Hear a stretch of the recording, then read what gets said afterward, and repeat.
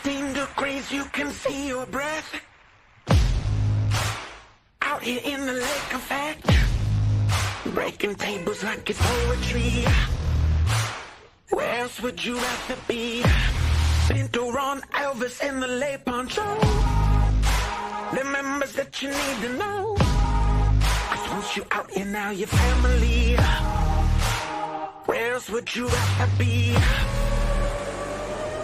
Where else would you rather be? Welcome into the Nickel City Crew. I am your host, Rob Crippen. Please like us on Facebook and follow us on Instagram and Twitter at Nickel City Crew. This episode, along with all of our episodes, are presented by Crippen Legacy Entertainment here on Spreaker and StreamYard. We're so glad that you're joining us for some of your Buffalo Bills and NFL content again today. And as always, these are my Bills thoughts said out loud. It's a vibe so ridiculous. Since 12 plus 83 was 6. The shout rocking like a symphony. Where else would you rather be? All right, let's get straight to it. Really excited for tonight's episode as always. It's been interesting because just after the home opener, Bills holiday, heading back down to Charlotte, listening to WGR literally for 9 hours on Monday. And then it's right on us. Tonight is Squish the Fish week. I mean, it's crazy because the Bills go to Miami and they're down there in South Beach on a short week, but we're the first Thursday night game of the year on that package. And I'm just really excited because it couldn't come at a better time. Just beginning of the season, Bills fans taking over South Beach. I've been enjoying seeing everything on social media about how the takeover has been going despite the rain down there earlier today. Joining me tonight, as always, my co-host, Riding Shotgun, Adam Dumptruck Rupsick. Check him out on Instagram at Adam Rupsick, RUPCZYK. Holla at the crew, DT. What's good? What's good? Squish the Fish week. Off a W. Let's go. MCC, what's happening? Nickel City, Rob, we're back. Long time no see, Rob. We had a great weekend together, had a great time. Ready to chop it up. And yeah, we're just like that. We're into week 2. I'm saying these Thursday night games are rough. I drove. I was a responsible guy on Sunday, and I still was, fighting and feeling, wasn't myself really until this morning. So I can only imagine how 1-7 of those boys feel after getting banged up on Sunday and then going right back in it and getting it rocking. So short week. Here we go, week 2, and we're back, baby. We're back. We are back. Click, clack. We back. What's up, Robbie? Checking us out. Hey. We love it, man. Thanks for the support. Listen, man, it's really exciting because, last week was just such a fun time. It was like we talked about, it was the culmination of all the offseason, all the chatter, all the bullshit finally came to an end, and we got a chance to see this team on the field. And as we recap last week's game, Bills win 34-28 over the Cardinals. DT, it's always different. And I know that you feel the same way. It's always different when you're in the stadium and you're witnessing the game that way and taking it in, consuming it. But that crowd was electric. Before we get into the X's and O's and different things like that, the crowd was electric. We were on 10. I know that we got a chance to get into the line nice and early to make sure that we didn't miss kickoff on that beautiful flyover. Just everything about the home opener. It really is why we call it a Bills holiday. It's just everything coming together, the tailgate, people being back together that you haven't seen in some time. And it did not let down, man. It lived up to all of its billing. It was really a glorious day. Weather turned out to be just fine. The best, probably the best. I've been telling people all week, best weather Bills game I think I've ever been to, Bob. I mean, come on. Games, there's been cold, but the way that was just the sun kissed you at the perfect time, the breeze hit you at the perfect time. It was never too hot. It was never too cold. It was a beautiful day in there. And yeah, the energy was real. The holiday, you can really feel it's not that it isn't the rest of the season, but on week 1, especially the past couple of years, that home opener has been week 2. Right. So it's nice to have that, week 1 to start the season. Everybody's 0-0. And yeah. 1 o'clock, just how we like to do it. We talked about how we're professional tailgaters all week, and we can keep our times real strong. And I mean, it was the first one, and we'll get into the tailgate report later, but the tailgate felt like we were there about 10 minutes. We were there for 5 hours, 4 hours, but it felt like we were there in 10 minutes because, everyone was just getting together and rolling. in the stadium, great energy, great vibes.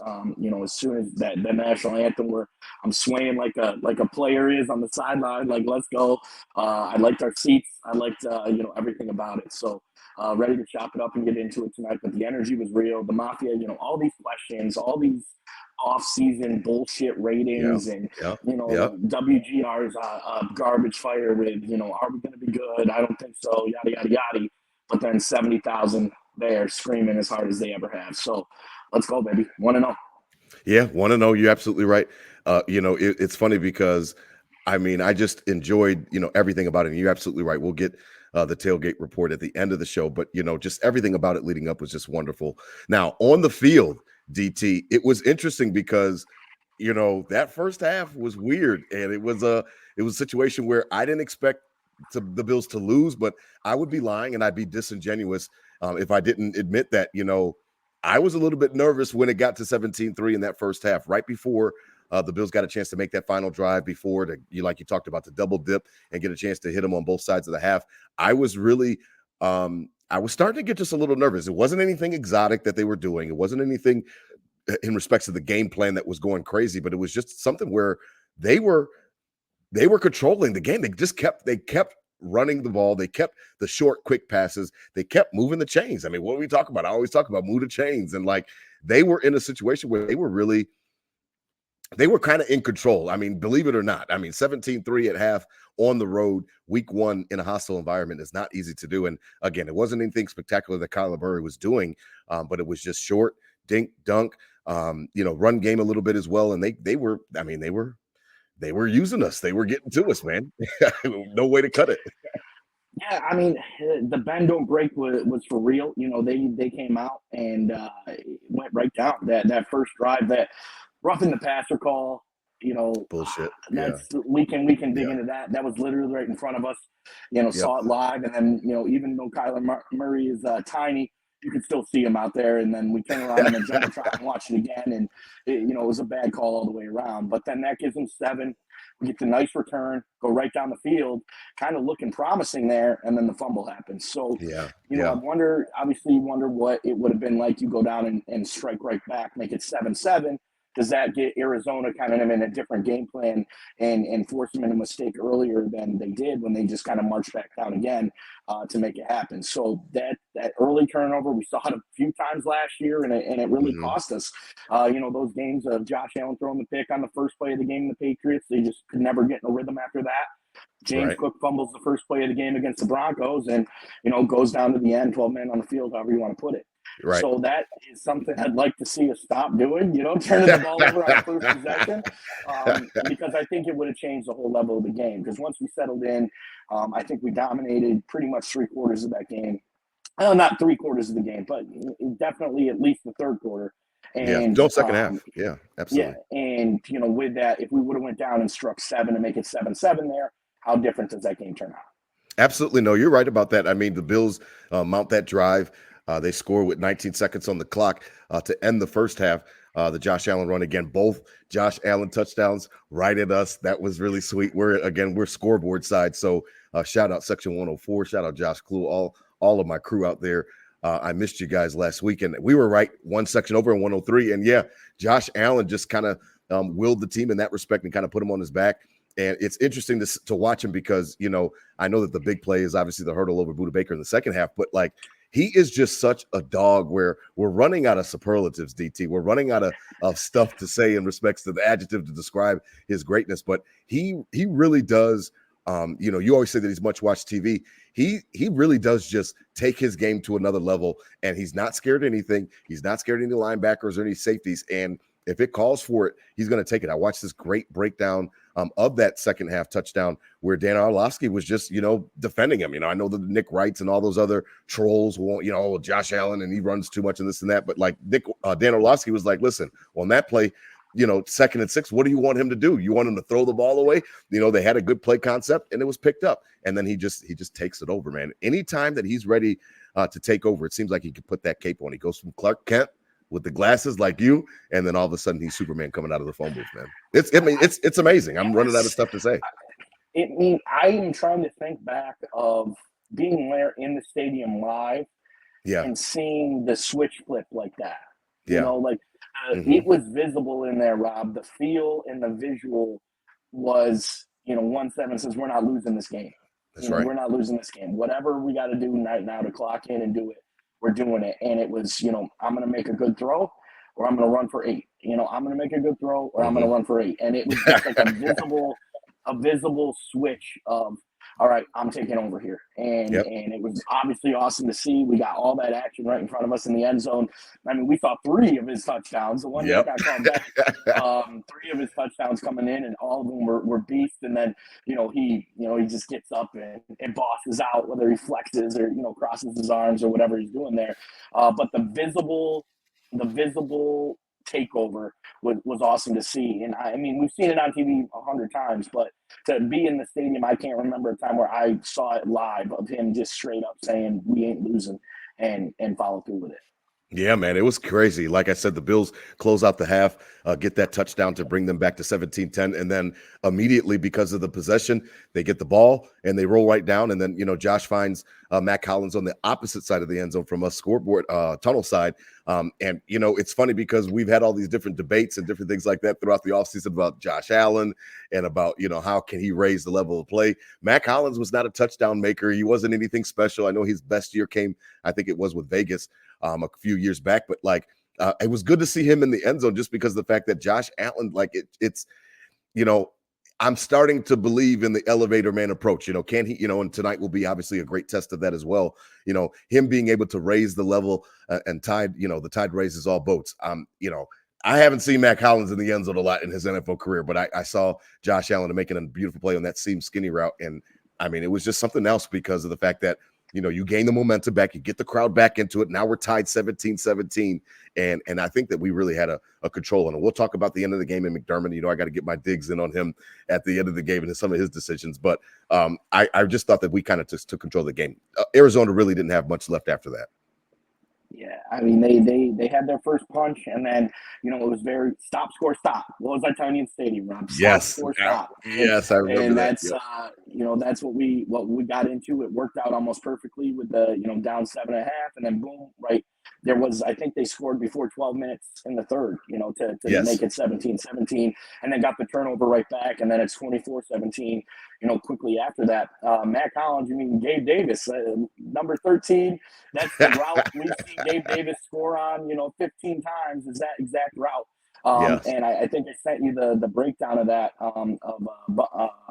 what's his name? Baldinger, Brian Baldinger. Yes. Baldy. Sent that with the, sees Buda Baker. I mean, Buda Baker's all over the highlight reel of Josh Allen this week.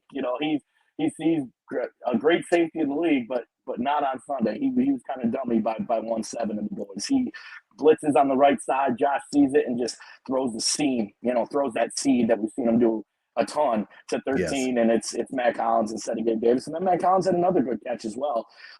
So, good production out of Matt Collins, and somebody we thought was only going to be a special teamer, obviously is going to be a receiver on this team for the year. So if he can keep producing somewhat like that, I guess it'll be good for us. But the way they just took the momentum and ran with it until the very end there, that was kind of we were the dominant team, the better team. That's why you're a 7-point favorite going into that game, is because once everything settled down, everyone's saying sloppy win, but I don't agree with the word sloppy win. I think it started off gritty. A little hot. As soon as we settled in, we took control after that settled in. So it's kudos all the way around. Kudos to to kind of get your obviously it was good that happened in the home stadium. Would have been a lot tougher to get back into that game and in an away field. But that's a good point about tonight, that they can't be starting like that. They're going to have to go shot for shot or get the lead early, because it's going to be tough to get back into it. Even though it's probably going to be majority Bills fans anyway tonight. But you know what I mean. You know what I mean. Absolutely. As we begin to wrap up on the recap, it was interesting because I'm always critical of Sean McDermott, and I'm always watching with a close eye. That's his fault for 13 seconds. So because of that, I'm always going to keep my eye on him. The one trend that I'm not liking, DT, to be completely honest, is how he ends games in respects to some of the timidness and some of the conservative approaches that he takes. 4th and 3, it's right there for you. It's right in front of us. They're coming right at us. And, there's definitely two sides to the argument, but I just the other side of it, kicking that field goal just doesn't really sit well with me because of the fact that it's almost counterintuitive. Because if the reason that you kicked the field goal was because you wanted to trust your defense, you're actually, you're already in a situation where why would you not want to trust your defense if you don't get the fourth down conversion? You know what I mean? Like, I'm just not in a situation where I want to let these guys hang around. I remember last year, Tampa Bay hanging around. We let Denver hang around, and it bit us in the ass when we lose the game on, like you talked about, the 12 men on the field. I don't like letting these teams hang around when we have a chance to put the throat, the foot on their throat, so to speak. And I thought it was a situation where early season, week one, you get a chance to kind of set the tone for the year, what kind of year it's going to be. And they even pointed out on WGR, like, the play that they ran on third down was almost like a setup play for the field goal. Almost, it was just a nothing play where it seemed like they were conceding the fact that, okay, let's just get this field goal and then we'll go up 6 and we'll let them, come down and try to see if our defense, and again, trust your defense. I just think that it's a backwards way of thinking, because if you really wanted to trust your defense, you're already down there. Go ahead and go for it. If you don't get it, then they've still got to drive almost damn near 75 yards to get the touchdown anyway. So that's when you can, quote unquote, trust your defense. I just thought it was just really weird. Well, a couple things with that, Rob. I think at least what they were saying after the game was that. Shout out. No, I already called him Clark Kent. No, you late. They were trying to at least get it into 4th and 2, and then they were going to go for it on 4th and 2, and then they didn't. It was like 4th and 3, and then they lost yards, and so it was 3rd and 3, and then they lost yards, and it was more like 4th and 4. So they were trying to get it to a manageable 4th down, and then they were going to go for it. That's what McDermott tells us. But, yeah, true. But my problems with that are, one, if you're going to kick the field goal, if you don't get into 4th and 2 anyway, why don't you have a better play call there? Something that's a little more, getting around the edge, or Josh Allen rushing, or a quick slant route, something that guarantees it to the sticks. Then you're at least getting a first down. And if you don't get it, it's still 4th and 3. And if you're going to kick it anyway, you kick it. But the actual logistics of that, I probably would rather be up by 3 than up by 6. Of course. That's logical. Exactly. Because they get the ball back. You don't get it on 4th down. You're up by 3.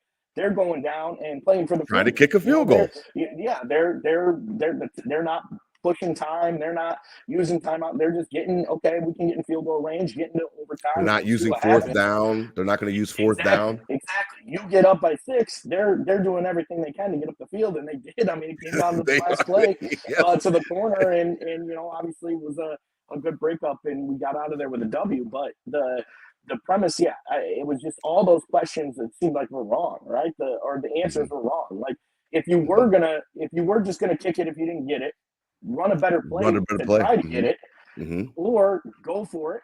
It just didn't seem like, why would you just going down there to kick the field goal? You could have done it, earlier than that, and left a little more time on the clock. So it definitely was questionable. I agree, and that's the stuff that you got to tighten up. Week 1, we'll give them that. You got to tighten that shit up. But we go back to the 13 seconds of a coaching decision that might have ruined our franchise forever. And it's little things like that make a difference. It truly is a game of inches, Rob. So all of that was questionable, and the answers I thought were wrong. Exactly.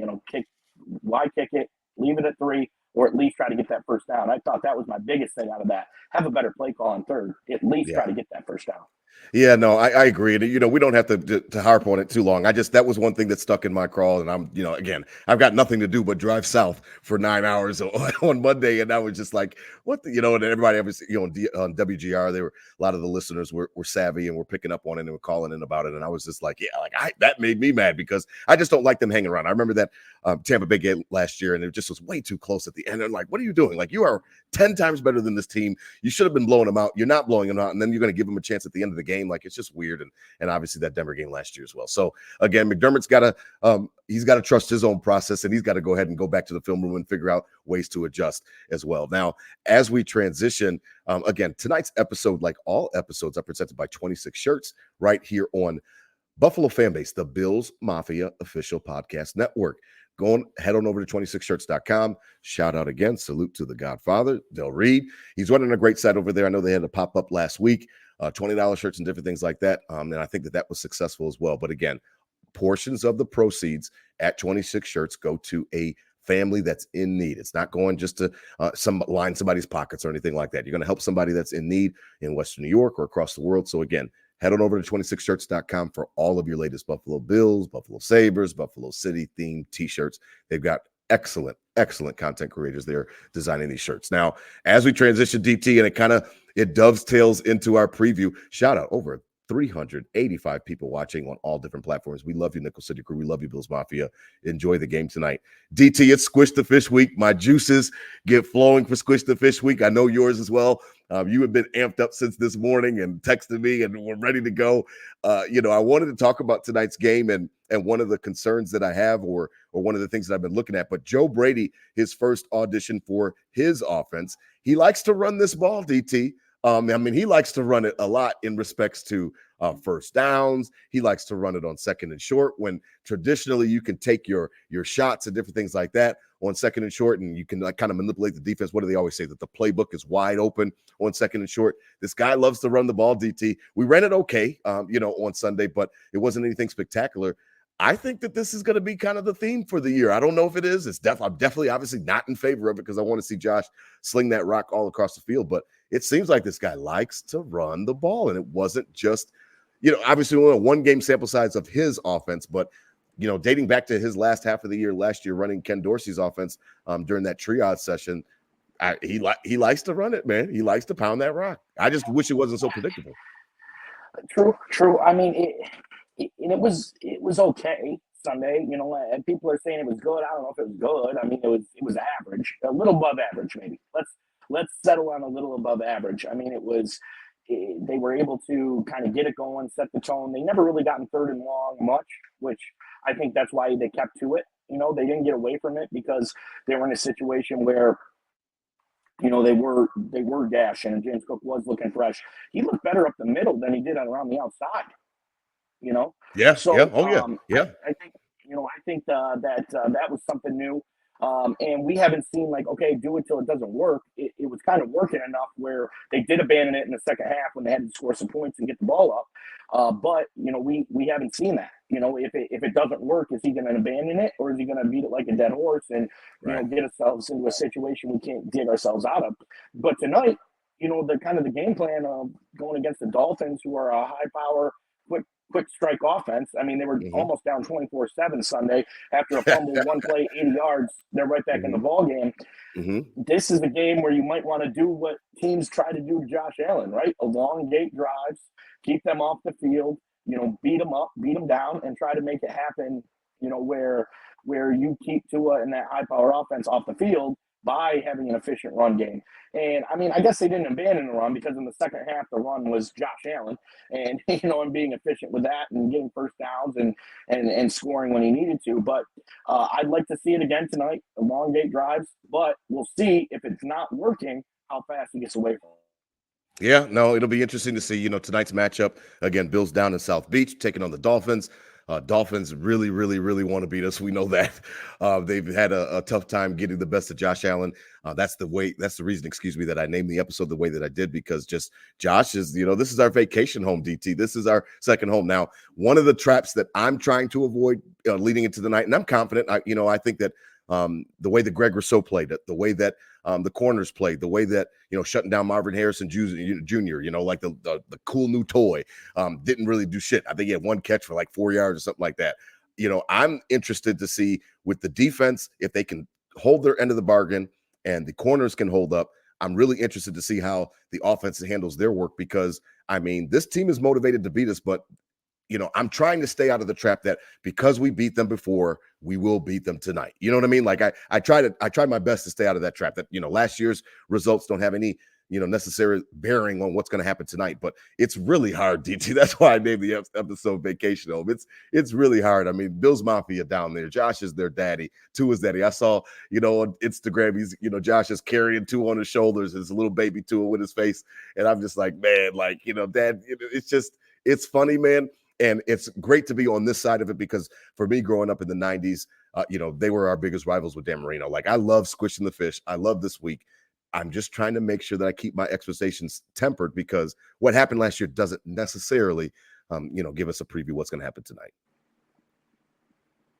at the roulette table, you walk up to a roulette table and you see red, red, red, red, red, red, red, red, red, red, red. What are you doing? You're betting black, right? Because black Yep. is due to hit sooner or later. Yes, you do And that. Yeah. and in this case, you look down the last 10 games of these series, and the Bills have dominated. I mean, Josh Allen being 11-2 against this team in his career, and both games they could have won. The one game was the famous heat stroke game, and the other was when he was a rookie and hit Charles Clay, missed Charles Clay. Did he hit Charles Clay and he dropped it, or he missed him in the end zone? Yeah, it was Whatever a the short case throw, was. whatever they want to say. They had a chance to win that game too. So he realistically could be 13-0 against these guys.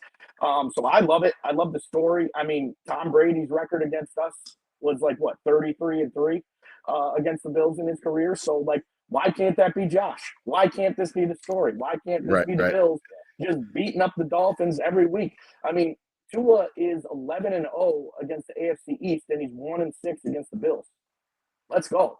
Let's go. Make that a theme. Be the Brady to the Dolphins. Be the hatred. I want a little Dolphins fan like me growing up. Like, oh, Tom Brady's going to kill us again. I want them saying Josh Allen's going to kill us again. So yes, temper your expectation, because probability says that it's got to sway back the other way sooner or later. But why can't it be a dominant? Why can't it be a dominant series? And Josh Allen and Sean McDermott seem to find a way to get that done each time. So I'm still locked in on it. Yeah, I mean it's a juicy matchup, and the way that we came back on them last year to win the division and different things like that. I know they've got to be pissed in that respect, but it's a situation where it's just sometimes if you got somebody's number, you got their number. Like, you know what I mean? Sometimes it doesn't necessarily. It's not it's not even always an X's and O's thing. Sometimes it's psychological. Look, you know what I mean? Like we came into those Patriots games, and I've told that story on Nickel City Crew many times. Like I would walk in from the lots into the stadium. I'm like, man, just keep it close. You know what I mean? Like, just keep it close. Like, don't get embarrassed. You know what I mean? Like, I didn't think we were going to win any of those damn games. It's Tom Brady. It's Bill Belichick. They're getting ready to beat our ass.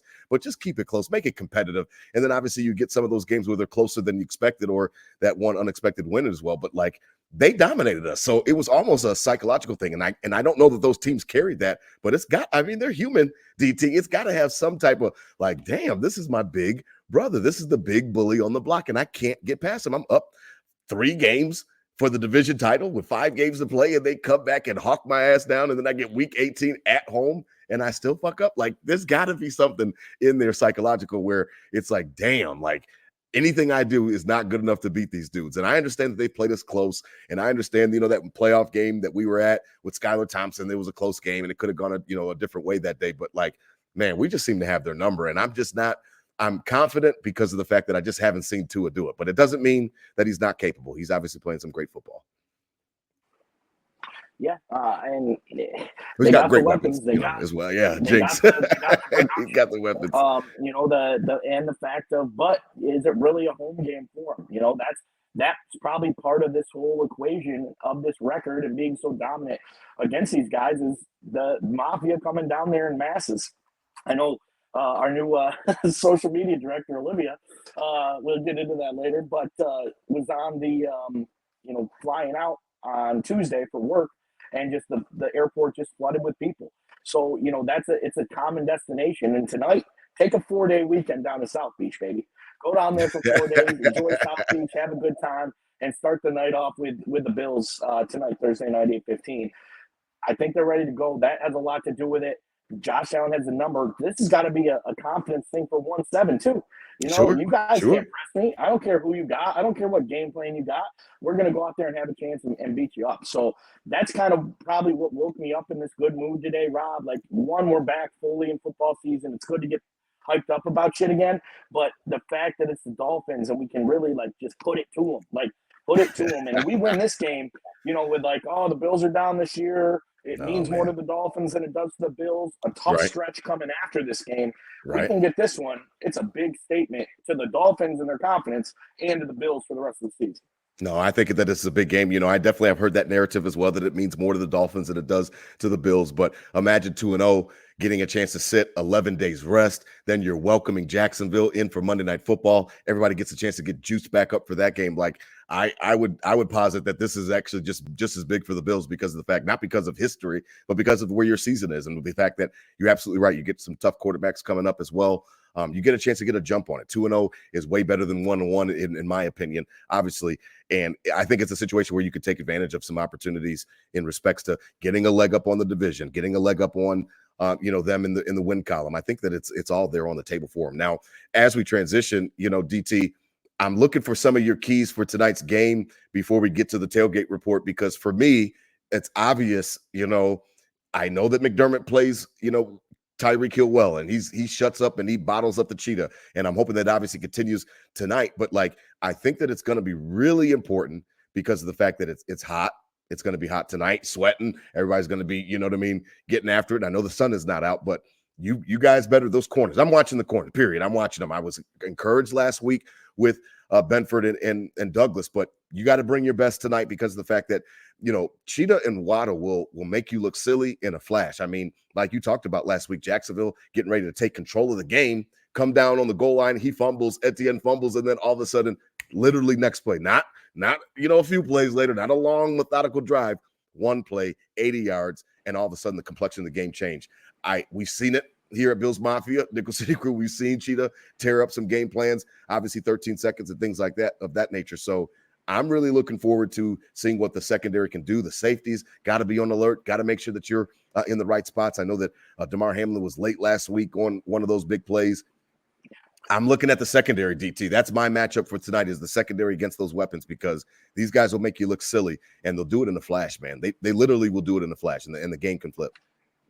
And we've talked about it all offseason, that lack of veteran leadership in the back of this defense. You had Poyer and Hyde the last, in this dominant run against the Dolphins, and especially when they got Tyreek Hill, you have them back there as kind of your safety net, as kind of your nothing gets behind them. So hopefully the new wave of defensive backs can do the same tonight. But my keys, I think, for the game are going to be, I spoke on it earlier, kind of the opposite of what people do to the Bills. Okay. Elongate the drives, have nice, gritty, 12, 15 play, 5 to 7 to 8 minute drives. Okay. And in points, whether it's a field goal or 7, it's got to end in points. Keep 2 of them off the field, so it almost seems like they have to get out there and huck it up quick. Impress a little bit. Mm-hmm. Yeah, exactly. Forcing them into a mistake late, because they're like, oh shoot, we haven't been on the field in 10 minutes. We got to get out there and score again, and they throw one up and it's bad. So I think elongate drives, and I got to see some more pressure from the defensive line. Tua gets the ball out quick. Kyler was kind of running around with it, and we really didn't get to him until the second half. Right. I think we don't have time with Tua. It's going to be there, and once you get him off the step, he is a horrible quarterback, in my opinion. Once you get him off that first read, he's not a starter. He's not a starter in the league if you get him off the first read. So, we need some production out of that defensive line. I'm calling out Taquan Jones. I'm calling out Ed Oliver. Push up the middle. Let your edge guys kind of pin their ears back. We need pressure defensively.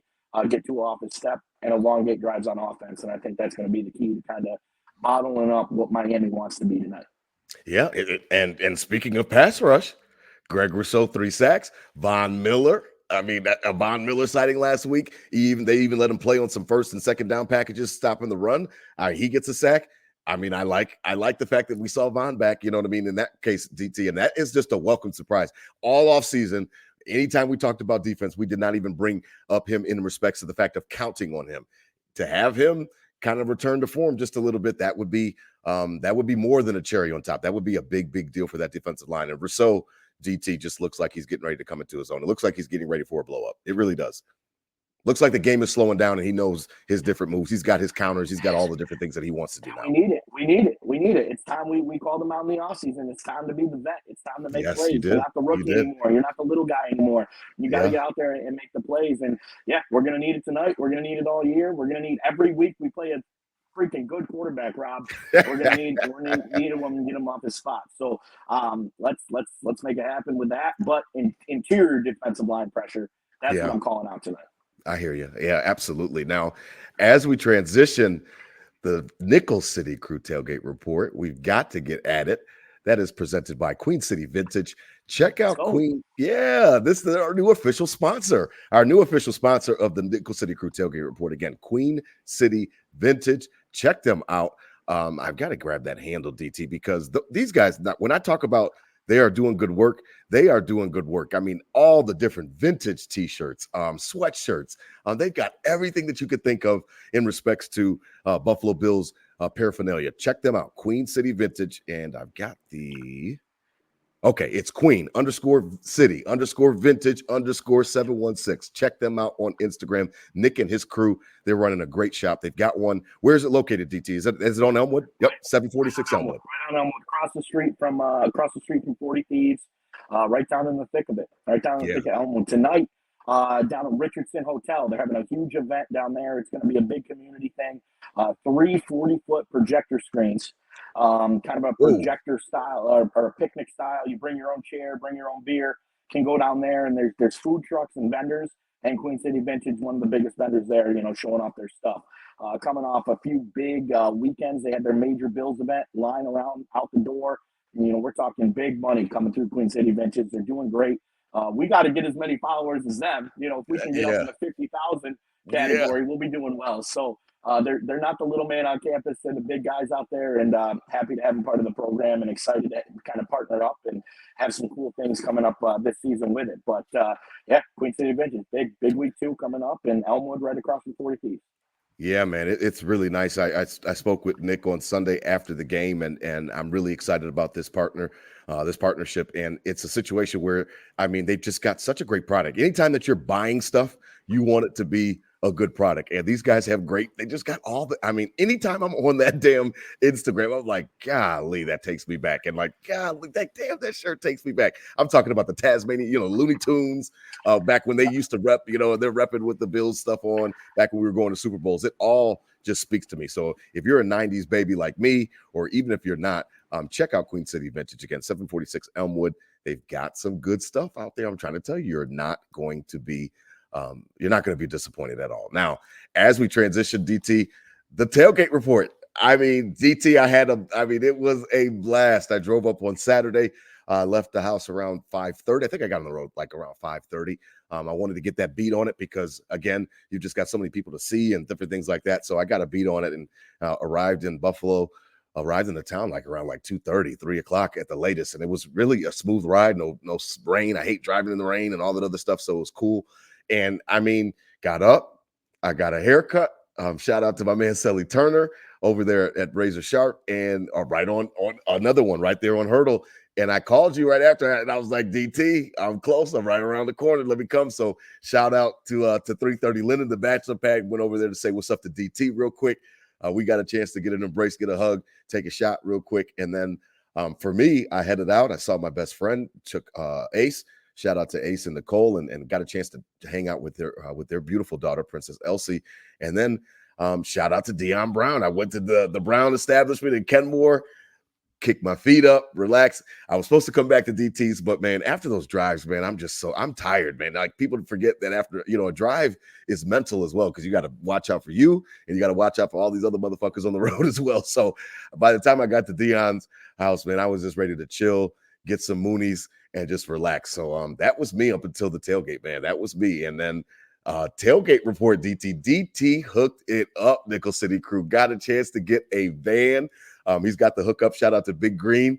They're Enterprise. He got a chance to get us a van. So we got the mommy van, the soccer van, and everybody was a little bit stressed because it was a little bit late, but it was right on time because we had the pizza set to pick up at 8 o'clock. So we got to Tops, picked up the breakfast pizzas to have our contribution for the tailgate. And DT, we were off and rolling after that, DT.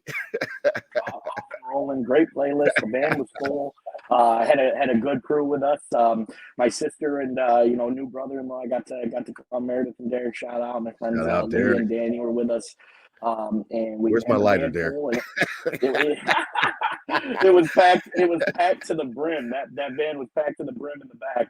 And we rolled up, and we probably, should have known opener, probably should have left maybe an hour earlier because we usually don't see any traffic once Oh we get yeah, I on got out of the US car and it Southwestern. was arguing with the And sheriff on Southwestern yep, trying to get his and through. we did some savvy veteran moves there. Yep, yep, Got in yep. that turning lane and kind of rode it up until we saw our window to go in the other lane to slide into our lot. Shout Yeah. out our lot. Thought it goes up every year back to $50. Thank Back to God. 50 Thank bucks. God. I was They sure it was only gonna be make 60. a million. They only make $1 million plus in cash every year off that lot, Rob. So I'm Mm-hmm. glad. I'm glad it So popped kind. back down to a regular price, and we're official. We had the bill stamp. It's no Sharpie blob anymore. It's an actual bill stamp, and we rolled in. And the corner of the lot was saved for us. We rolled that van, tucked it right in with amongst everybody, and And the coolest we got thing it was when started. we rolled up, shout out to Big Ben Fennell. Check him out, Fennell Ice on Instagram. He did our opening as we pulled in. Boy, man, I felt like a damn superstar. I know that we're not superstars, DT, but boy, if that was celebrity, what that feels like, I was like, oh shit, they are playing Richland. Shout out to Richland Music again, the sponsor for our intro, man. I was like, yo, they're playing our joint. That was I don't think I'll ever forget that, DT. That was really, really fun. And just enough room for that van to slide into that corner, and Squeeze we on slid in. in there, and it was like we were like a fire crew at a firehouse, and the alarm just went off, and we got out of bed, got our boots on, got our coat on, and we're in the truck. We got out of that van, and like it was almost like one motion in sync. Like the table came out, the grill was already on top of it, the pizzas were laid out, the cooler was there, and it was Professional tailgaters. just like we've been at the tailgate for 2 hours, and we're ready to Pros. go and locked in, and made our rounds, said hello to everybody, and got it started, baby. Yeah, man, it was really cool. I mean, shout out to all of our crew. Big Ben and Anna K. Fennell, Noah, Rigo. I mean, the Syracuse boys, Brandon, and Brandon and yeah, exactly. I mean, just everybody was out there. Shout out to Kenny Wills. I mean, hooking us up with the brisket. Brisket was cooked for 15 hours. Yo, When I tell you that shit brisket, was so come juicy, on. check out my Instagram. I don't know if you could still check it out, but if you didn't, golly, man, you missed out because I did post a lot of those brisket points again with Kenny Wills. So check out Wills Dairy Farms. I mean, it was just epic, man. The tailgate was perfect. You're absolutely right. Big Ben was playing the ones and twos perfectly as always. Beautiful playlist, and it was such a great day, man. It was really such a great day. You're absolutely right that it felt like we were there for 10 minutes because before you knew Yeah, it, you once were you like, saw Rob, let's go, get ready. Yeah, by the time I said what's up to everybody, I look at my watch and it's 10:30, 11 o'clock, and it's like, oh, Yeah, we got an hour. Better get it rolling. yeah, Brother-in-law Derek was like, I said, bring a sub tray, and he said, nah, we're doing it right. I'm bringing a grill, like we're grilling. yeah. Wings, yeah, So it wings was, hooked up. Mm-hmm. yep, and it was like Sausages. that charcoal in the air. The young guys were with us, the Yes. old, the young, everybody Yep. in between. Mixing it in. Had visitors, and then I love like our tailgate is such a poppin' place that everyone around it kind of almost works into it, right? They almost become one with it because they get out of their car with their little Bluetooth JBL speaker and get blown out of the water by Ben's concrete setup over here. And they're like, well, I You guess got we're to just listen to our listening to what shit. they're listening to, yeah, enjoying their tailgate. So I love it. we have a consistent game going at all times, consistent food going at all times. Good conversation all the way around. Had the beer missile out and in action. We were giving everybody missiles, and it was perfect. It was It perfect. really The weather was, was man. perfect. The It was tailgate was perfect. perfect. Nobody got too wasted, but just wasted enough to get in there and really feel good about the game. And that's what it's all about. That's why we're professional tailgaters, Rob. That's why we do it. Yeah, man, that is why we do it. It literally was perfect. I can't imagine a better scenario. And the tailgate, everything just literally turned out perfect. From the food to, like you just said, the fellowship with the people, the mafia. It was really cool. Everybody was cool. Everybody had a great time. And it went too fast because again, that's my only tailgate of the year. So I wish it could have lasted for hours and hours or something like that because it really was a fun time. I really enjoyed it. And we get into the game, and we already talked about the game experience. The crowd was electric. DT's right about the weather. I wore shorts and a hoodie just in case, you know what I mean? I got a little chilly. I had my red Andre Reed on. Andre Reed was leading the charge. He told Bill's Mafia on Instagram that he was going to take pictures of anybody that wore his jersey and stuff like that. So I made a comment that I'm wearing your red jersey to spice things up. Then he liked my comment. So I was like, going crazy all on Friday, like, yo, Andre Reed knows who I am or whatever. And I kept joking with people like, Andre Reed knows who I am, even though he doesn't. I was just lying, but it was awesome just to get into the stadium. And again, just to the smells, all the things you talk about, DT, the smells, the ambient noise of just people talking and having conversations all around the stadium. It was really a nice day. Not too cold, like you said, not too hot. And I really enjoyed it. Now, tonight, DT, what are your plans? Because we've got a special announcement as we wrap up the show. But we're doing smash burgers here at the Crippen household. And we're doing smash burgers. Got a Blackstone for my birthday. So I'm getting ready to do smash burgers. I can't wait. A little bit of seasoned salt on them and then smash them down and get the peppers and get the onions and the mushrooms, stuff like that. Whatever you want to put. We're going to do bacon. Bobby loves bacon. It's his birthday tomorrow, 13th birthday. My firstborn has turned into a teenager. I can't believe it. So he loves bacon. Oh, man. Yeah, so he loves bacon. So we're going to put some bacon on there, let everybody get your smash burgers. But that's it tonight, man. We are going to consume it right here at the crib.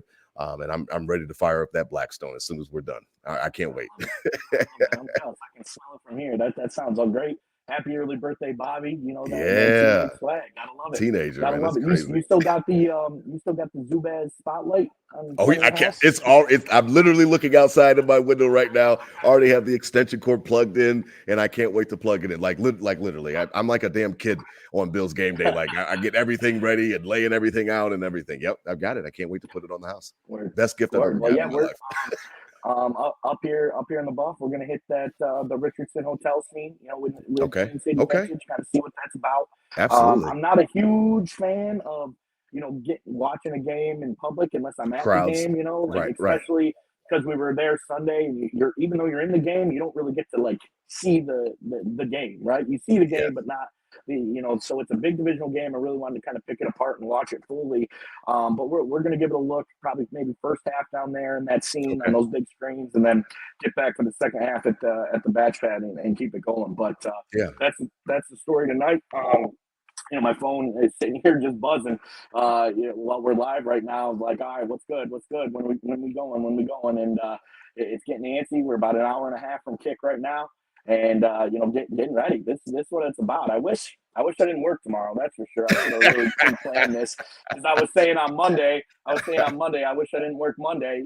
After that game, and now here we are again. 3 days later, it's like, oh, I got to work tomorrow. But I ain't worried about work, baby. I ain't worried about work. I'm worried about 2-0. I've been pumped up all day since 5:22 a.m. The alarm's at 5:30. I'm up at 5:22. The coffee, the Starbucks is sitting good today. I couldn't wait to get out. My boss is out of town on a retreat. My ass was out way early, getting here, hit all the stores, got my blues going. Just out on the porch, everyone that walked by, let's go. 2-0, 2-0. I love it. We're locked in. The Richardson. I'm excited for this Richardson Hotel thing. I think it's gonna be a cool community experience. There's a big one, the big one down on Chippewa. They do a block party down there too, and I know a lot of people are going to be down on that. They already had it blocked off today. I was downtown earlier for a meeting, and it was all blocked off, looking lit down there. So the weather's great up here. It was a nice 80-degree day in Buff. I think it's going to definitely stay in the 70s through game time. Going to be a nice night up here, and hopefully we see the boys prevail. Yeah, absolutely. I can't wait for the game.